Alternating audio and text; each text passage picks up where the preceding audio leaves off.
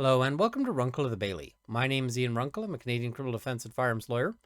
Halloween is coming up, so it's a good time for a reminder which will hopefully reach someone who needs to hear it, which is don't bring your airsoft guns or your real guns out as part of a Halloween costume.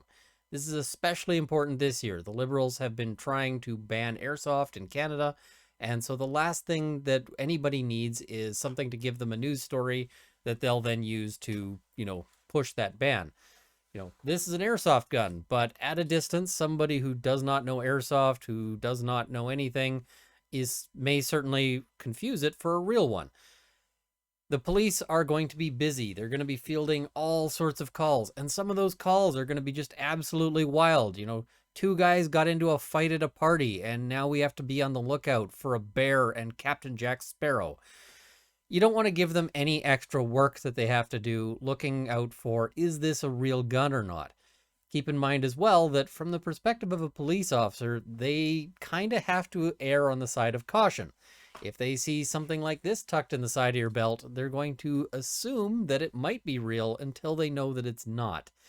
So the takedown that you may experience if you decide to carry something like this out and about is not going to be a whole lot of fun for you. You should expect that the police are going to, possibly have their firearms drawn, possibly engage in some sort of use of force against you. It's not going to be a whole lot of fun. Keep in mind as well that the police may have a whole wide range of charging options. There's a whole bunch of legal provisions that they can then use against you. They might charge you with, for instance, possession of a weapon for purposes dangerous to the public peace. And you might say, well, Runkle, come on.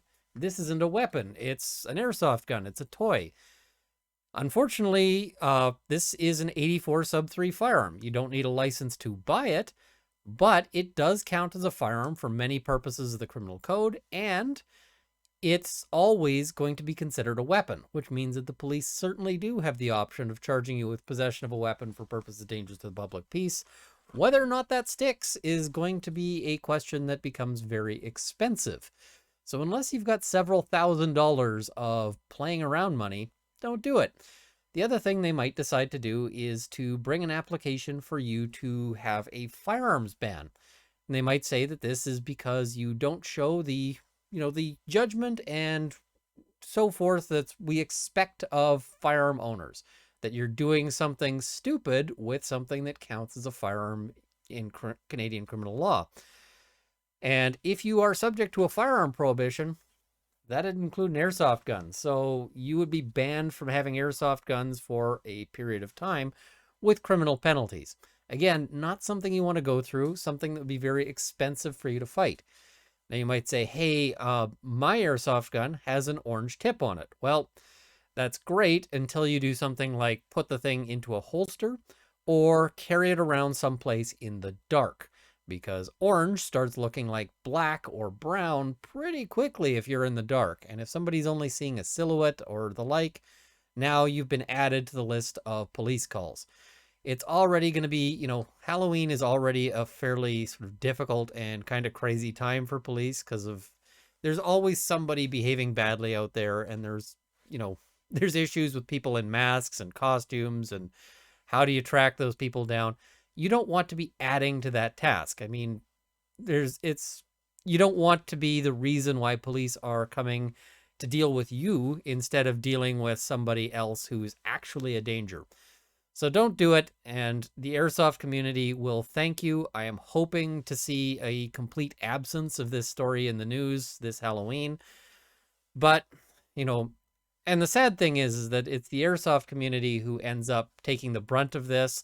They always face the restrictions and so forth.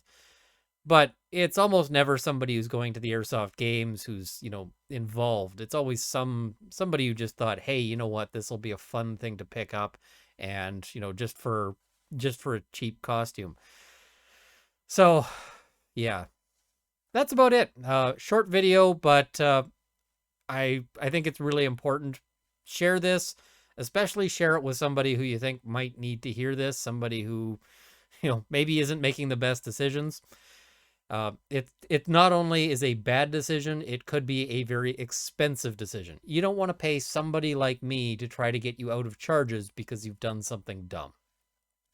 All right. Well, thank you for watching. I also want to thank my Patreon supporters at the $50 level: Jonathan Wheeler, Jason Elliott, Canada's National Firearms Association, Slightly Left of Center, Good Natured Hypothetical Firearms Association. That's kind of a mouthful.